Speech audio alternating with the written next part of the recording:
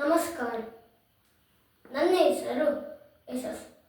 ನಾನು ಒಂದು ಸಣ್ಣ ಕಥೆಯನ್ನು ಹೇಳುತ್ತೇನೆ. ಒಂದು ಊರಿನಲ್ಲಿ 3 ಸ್ನೇಹಿತರಿದ್ದರು.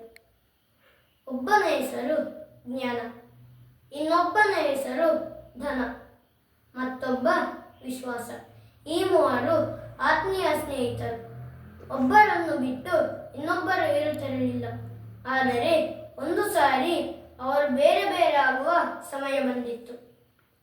ಆದರೆ ನಾವು ಮತ್ತೆ ಭೇಟಿಯಾಗುವುದು ಹೇಗೆ ಎಂದು ಚಿಂತಿಸುತ್ತಿರಬೇಕಾದರೆ ಆಗ ಜ್ಞಾನ ಹೇಳಿದ, ನಾನು ಮಠ ಮಂದಿರಗಳಲ್ಲಿ ಹಾಗೂ ಸಾಧು ಸಂತರ ಜೊತೆ ಇರುತ್ತೇನೆ ಎಂದ.